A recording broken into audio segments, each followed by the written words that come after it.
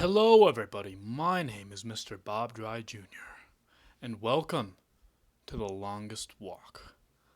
So, apparently, this game is quite an emotional story, has an emotional story about depression. And as soon as I started up, I'm pretty sure it just threw me right in the game. Um, so, I'm just gonna go for it. Start walking. I felt anxious, so anxious that I was burning. My heart was beating really fast. I couldn't sleep.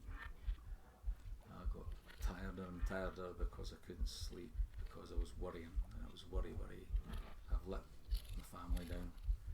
Uh, Everyone's going to suffer because I'm no good. Everybody who relied on me, it was a false reliance. I was a fake. Therefore, I worried even more about what financial disaster I'd put in my family. So, anxiety, nervous energy burning off, lack of sleep. I remember vividly curling up in a ball in the living room floor, howling, not even crying, howling, saying how shit I was. Yeah, I felt so bad. That's all I could do. I just wanted to be taken away from it.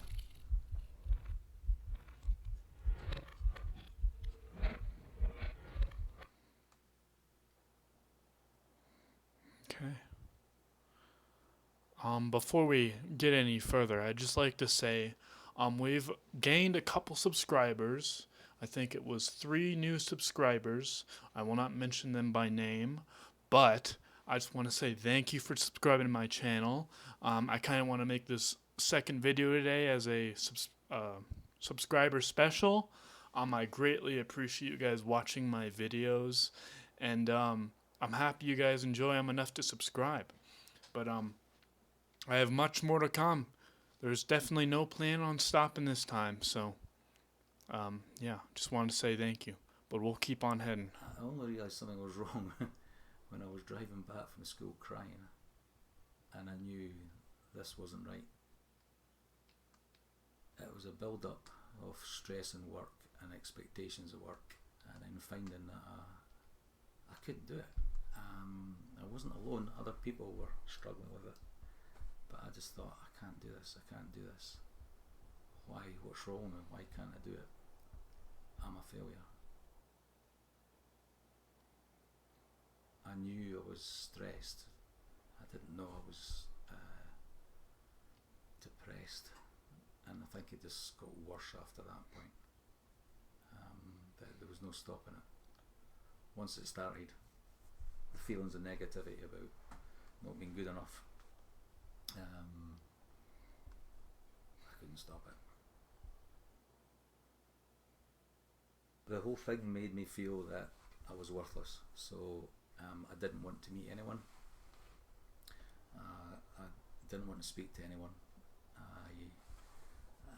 I was so worthless that there was no point in. I shouldn't be indulging in my hobbies, which I love, my cycling and my books. I couldn't do that. I could see, and now I can, that these are the sort of things I should have kept doing. I should have kept in contact with people. I should have gone out on my bike. I should have gone to the cinema. I should have done this. I just had to hide because I was an embarrassment and I was a worthless human being. And all the things that laterally I know is how you deal with it. I couldn't. It consumed me. Finding a way to kill myself that nobody would get hurt with. If I didn't want to jump in front of a train in case the train driver had to suffer stroke. I didn't want to hang yourself in the forest because some kid might find you. But I didn't want to kill myself. But I did. And it was not a drama thing. It wasn't, oh, attention intention, I want to kill myself. It was, I'm a useless piece of shit, and I'm no good to anyone. The world ever would be better off without me. Which didn't make sense. Now, I say, it doesn't make sense, but I was so desperate, or so down, I could understand why people would do it. And I was so numb that I could feel that people in my position then I could see how they could do it. But unfortunately I knew I couldn't because of my family. There's no way. Even though I was suffering and I was hating it and I was absolutely hating myself, I would have never done that to my family. I remember a run, actually being on the beach at Kingsbands, and thinking, because I was away for years old and I was having me time, then I reflected, what a fucking great life I had, this is brilliant, I love my family and this is great, I can do this.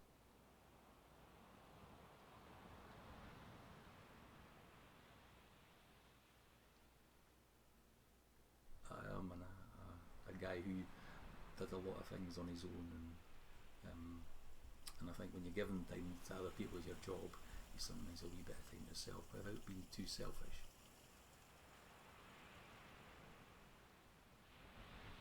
But as soon as I got out there and into my stride, which not a great runner, but into my stride, the head would clear, and then you could just enjoy the experience. So you hear the birds, you listen to the sea crashing in, you feel tactile the sand, and the experience of being doing that sort of thing. So I could enjoy the surroundings.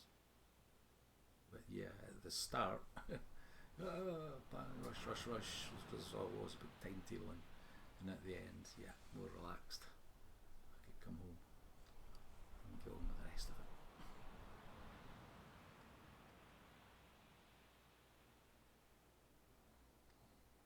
I know that I've had these issues.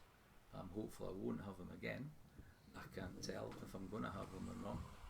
I don't know what's going to kick in. You know, I didn't think I'd get it after the second time.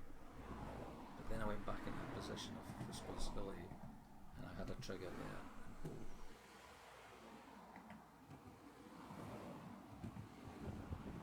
I knew things were happening, and I knew that I didn't want to be ill, and I knew that I should be doing certain things and doing all these different techniques, but I couldn't stop it. And that was also a frustrating thing, that to have this experience of 2 big episodes, and then the third one to come again, and know and be aware, because I was awareness of triggers and stresses, and because I couldn't get a grip of that made it worse. And for the second and third episodes, I got better at dealing with it and saying, well, I can't do anything about it, I'm ill. If I had a broken leg and I was in a plaster, it's obvious. But because I've got a broken head, it's not obvious to see that I'm ill. And the last time I was ill was much quicker. Because I didn't get the grip. I would like to think I'm a better person for it. It was a good thing. It was a horrible thing, but it was a good thing. And that it made me reflect on what was important. My family was more important than anything else. What other people think doesn't matter, apart from the ones close to you. And work is important, but hey, it's a job, and getting that balance right, and that's what was wrong.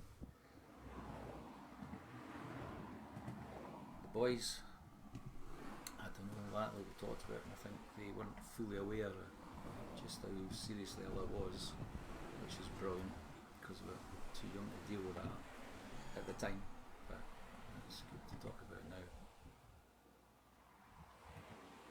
I hope they know that if anything like that happens to them and they understand it. Well, it's happened to their dad, so, and he's still here and he's still okay, I hope. And yeah, that if it happens to their friends and it happens to people they love, that they'll have insight into to know that people need help.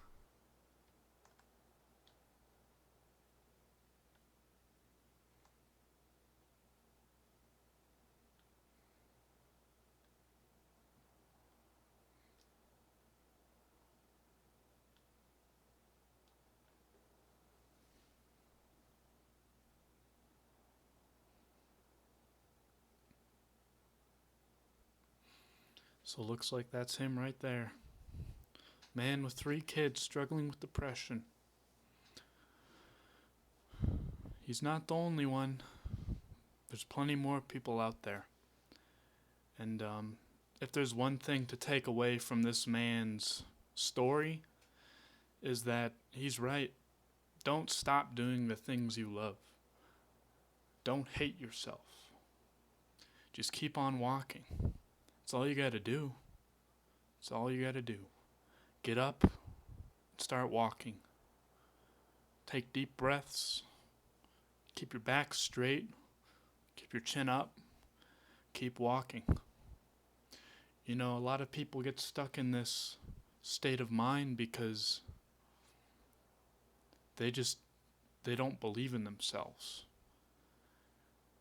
And that was the main thing for me, especially, is when you think everyone in the world hates you, including yourself, it does not make it easier for you to escape that. So start by forgiving yourself. Start by liking yourself. Because in this world, when it comes down to it, it's yourself that has to get past it. It's you that has to get past it. But, yeah. Hope you guys enjoyed that video. Again, I'd like to say thank you for the 3 new subscribers.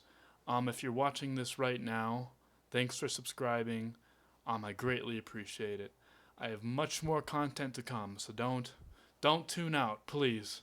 Don't tune out. But yeah.